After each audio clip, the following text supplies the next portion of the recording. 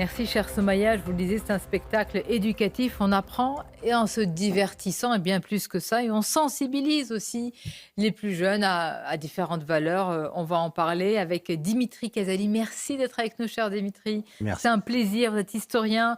Vous avez été également, c'est important, professeur de musique, ce qui explique que vous avez conjugué vos deux passions. On va parler de votre spectacle et d'une œuvre que vous défendez déjà depuis un certain temps. Allez, on regarde d'abord un extrait pour le plaisir. Alors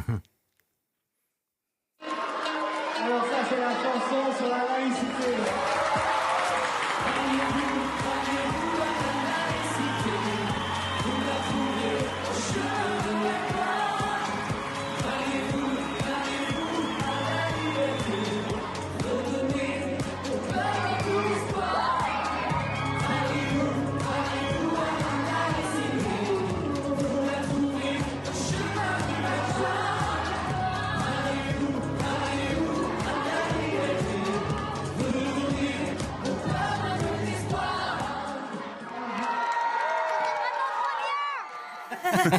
Qu'est-ce qu'il a dit? C'est vraiment trop bien. Ah bah voilà, je crois qu'il a tout dit. La Mais vérité c'est- sort de la bouche des enfants. mais incroyable, ils connaissent toutes les paroles. Absolument. Donc, c'est un opéra rock en 20 tableaux, des cathédrales au Général de Gaulle et accompagné aussi, c'est un vaste projet puisqu'on a des fiches pédagogiques pour les professeurs et comme ça, les enfants apprennent les chansons et grâce à ces airs faciles à retenir, mémorisent des faits historiques et surtout, il faut jamais oublier que c'est par l'histoire que l'on forme à la citoyenneté et au civisme. Si on n'avait pas capitulé, l'éducation nationale a capitulé depuis 30 ans dans la transmission de notre histoire de France, je dis bien, on n'en serait pas là, puisqu'effectivement, je pense que la crise que nous vivons est avant tout éducative. Et c'est la transmission de notre culture et de notre histoire qui permet de former à la citoyenneté et au civisme. Et ça, on l'a oublié complètement. D'où la montée, vous en parliez, de la délinquance, de la violence et surtout la menace de la démocratie. Puisque quand on n'a pas les bases culturelles, surtout un pays comme la France, vous vous rendez compte, ils sont complètement ignares. Il faut voir le niveau aujourd'hui. Je rappelle qu'on est 26e au classement PISA dans les derniers. Alors qu'en 2000, on était 10e et en 1990, dans les premiers classements pré-PISA, on était 3e. C'était encore l'école de Jules Ferry. Donc, après 40 ouvrages en tant qu'historien, je me suis dit, il faut vraiment faire quelque chose de plus fort, à la fois attrayant, mais divertissant, mais surtout qui permet de donner les bases culturelles que tous ces jeunes qui leur manquent, qui leur fait défaut. C'est des spectacles incroyables. Il y a tout, il y a la culture, il y a le divertissement, on apprend, on rit, on est ému et vraiment, je voudrais vous rendre hommage, on se connaît depuis de nombreuses années. C'est pas évident parce que Dimitri Casali, il aurait pu continuer à écrire ses livres qui se vendent très bien. Exactement. Sur l'histoire et se dire, c'est vraiment pour monter de tels spectacles, et c'est des artistes, votre chanteur voilà. Mehdi a une voix incroyable. Mehdi Viguier, notre chanteur, est extraordinaire. Elena aussi, la chanteuse. Le groupe aussi qui me suit, Pedro, les autres, depuis 10 ans. Parce que ça fait 10 ans quand moi j'ai la chance d'avoir été professeur en zone d'éducation prioritaire et je pense que c'est cet enseignement en banlieue nord à Cergy-Saint-Christophe pour le citer, qui m'a permis de voir, en fait il y a des réponses, mais je ne comprends pas que nos pouvoirs publics depuis 20 ans sont complètement, ils cherchent des idées, ils trouvent rien. Et ben voilà, moi je propose quelque chose de concret et ça marche, comme dit les maires qui nous suivent, il y a une dizaine sur 36 000 communes, il n'y a que 12 maires qui nous suivent, dont on peut les citer, Gilles Platré de Châlons, Philippe Juvin de la Garenne-Colombe. On a même joué avec David Lisnard à Cannes aussi, qui ont compris que c'est l'histoire qui forme à la citoyenneté. Et en parlant d'histoire, vous allez vous retrouver dans un coin de France où on connaît bien l'histoire. Alors voilà, ça va être bientôt un grand événement grâce aussi au Conseil général de Vendée et à l'association Passeport du civisme qui est en Vendée. C'est vrai que l'ouest de la France est très mobilisé sur ces valeurs.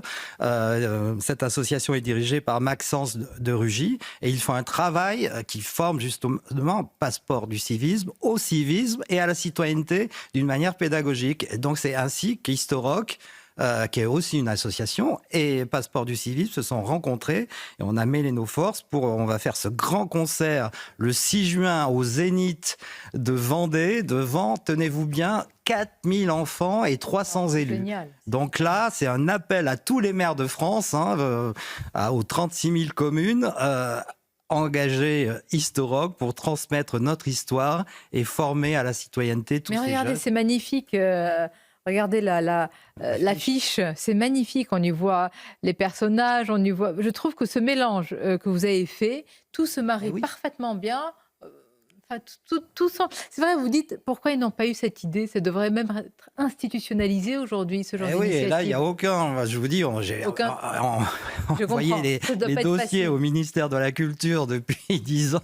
Aucun m'a jamais répondu. On m'a même envoyé sur les roses. Il y a juste Jean-Michel Blanquer qui m'avait donné un petit coup de pouce, mais il avait été viré le lendemain. Donc, Oui. effectivement. Il n'y hein. a rien à voir avec le coup de pouce. Non, j'étais sûre, Philippe.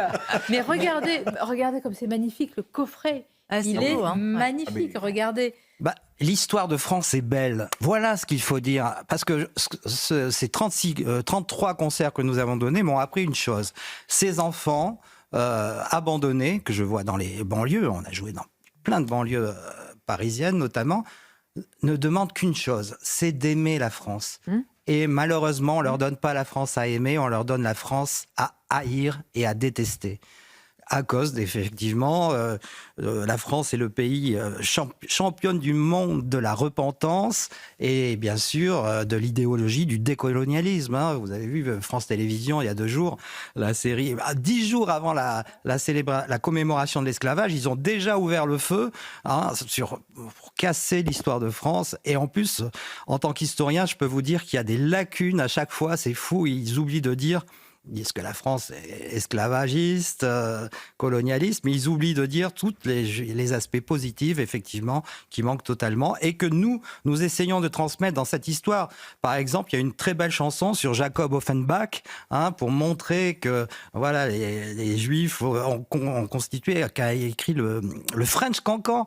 Quand vous allez au Japon, en Amérique latine et tout, la vitrine de la France, c'est un petit Juif de Cologne, Jacob Offenbach, qui l'a écrite. Et cette chanson, on apprend aux enfants en plus à danser le French Cancan, ils en raffolent. Alors vous voyez comment, avec des moyens divertissants, on peut éveiller leur curiosité et leur donner l'envie d'en savoir plus, effectivement, et d'avoir ce bagage pour former au débat public, à la démocratie.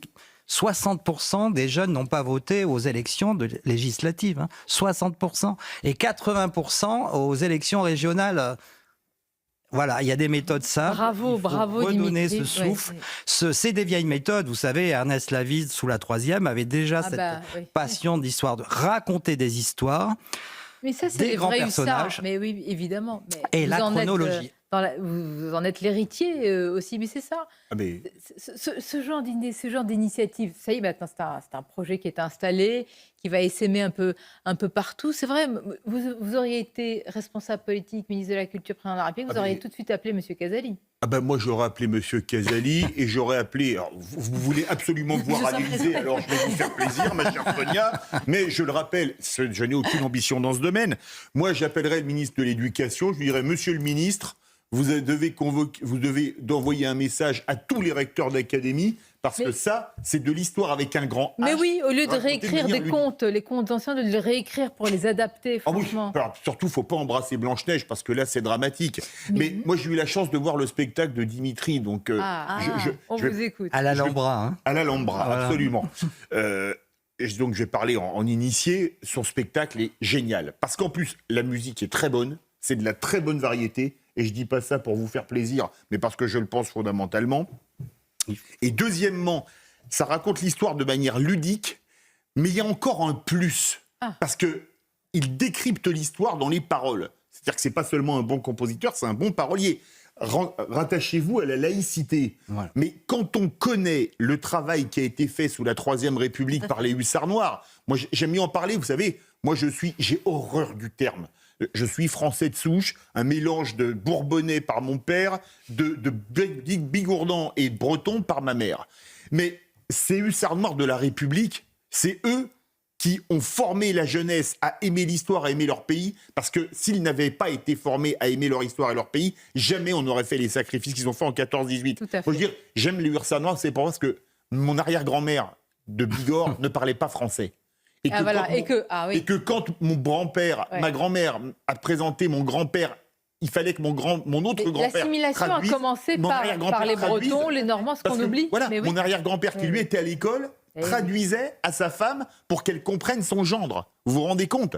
Et là, c'était vraiment ces hussards noirs de la République. Moi, je leur serais éternellement reconnaissant. Et il y a une autre chanson, vous permettez, je vais être très court. De mémoire, c'est sur Henri IV, Voilà. qui explique, mais alors, parfaitement, Henri IV, les Dinant, Vive Henri IV, vive Mais les Dimitri Dinant. Ghazali, qui écrit, parce que c'est quand même un travail titanesque. J'ai quand même écrit 40 ouvrages, dont 6 manuels scolaires. Donc effectivement, j'ai les bases pour essayer de présenter une histoire extrêmement équilibrée, je dis bien, où nos racines chrétiennes sont présentes avec les cathédrales Saint-Louis, Jeanne d'Arc, mais aussi l'héritage laïque et républicain. Et c'est pour ça que nos enfants sont perdus aujourd'hui, parce qu'aujourd'hui, l'éducation nationale leur fait croire que la France est née en 1789. Vous savez, c'est la thèse de Mélenchon. Pas que, hein. François Hollande a pratiquement la Ouais, même. François Hollande, par exemple. Bah oui, puisque les programmes, ce qui est terrible, c'est que les programmes de Najat Vallaud-Belkacem de 2016 sont toujours en application toujours. depuis 2016. On n'a rien fait pour Blanquer a fait quelque chose au lycée, mais pas au collège. Et donc, effectivement, cette complexité pour nos jeunes enfants de comprendre que l'héritage chrétien et monarchique est fondamental et qu'il ne faut surtout pas y renoncer, hein. On était au fait de Jeanne d'Arc. Jeanne d'Arc, c'est pas moi qui le dis, c'est Jules Michelet, c'est le personnage le plus important de l'histoire de France. C'est une femme qui a montré que dès 1429, les femmes n'étaient pas inférieures à l'homme. C'est la France qui a envoyé ce message. Et surtout, elle a donné sa vie pour que la France puisse vivre, hein, c'est ce que dit Michelet. Mais pareil, je vous parlais de ces grands immigrés, on parle aussi de Joséphine Baker, hein, Joséphine Baker qui est enfin au Panthéon, mais elle aussi, elle dit, c'est la France qui m'a faite la première star noire internationale. Donc c'est quand même des choses, il ne faut pas confondre l'histoire des États-Unis, aujourd'hui on plaque le schéma américain en France, alors qu'en France, le premier maire de Paris, Severiano de Heredia, était noir en 1879. Le premier député noir, c'est Blaise Diané en 1914. Et Gaston Monnerville était petit-fils d'esclave. Donc voilà, c'est ça la France. En plus, c'est un conteur formidable. Parce qu'on peut être un excellent historien, professeur, mais voilà. Oui, mais il faut peut-être arrêter d'avoir cette lecture. C'est peut-être là que ça pêche un petit peu à l'école, c'est-à-dire que Voilà. quand vous regardez, c'est pas tant on parle de la monarchie, on parle de l'héritage chrétien, on parle aussi de l'héritage républicain. Je vous rassure, rien n'est transmis. C'est que pas plus l'aspect monarchique que l'aspect républicain.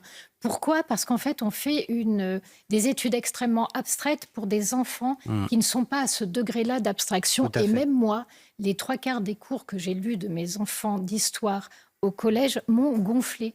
Ça ne m'intéressait C'est ça, pas. il y a ça me aussi un tombait problème des mains. purement Il y a- pédagogique. voilà, il y a un vrai problème, c'est-à-dire qu'il faut raconter méthode. des Mais c'est histoires. ça. Mais À cet merci, âge-là, mais évidemment. on aime les histoires et ensuite on s'intéresse aux grands enjeux qu'il y a derrière. Mais d'ailleurs, dans les par histoires, la porte des personnages. mais oui, et dans les personnages, il y a les grands enjeux parce qu'ils vont se battre. Pourquoi est-ce que Louis XIII va s'affronter à sa mère ? Pas simplement parce qu'elle l'a pas aimé quand il était petit. Oui, aussi à cause de ça, mais parce qu'il y a d'autres raisons politiques Freud n'avait pas derrière. encore écrit à Et- l'époque, non, c'est mais pour ça. c'est ça en fait. C'est ça, que c'est nous essentiel. raconte. Très intéressant ce que il dit faut vous partagez redonner- ça, Dimitri. Il faut redonner de la chair à notre histoire, à la manière d'enseigner notre histoire. Aujourd'hui, j'ai été prof pendant 13 ans, je peux vous dire que c'est uniquement des commentaires de textes, de documents abscons.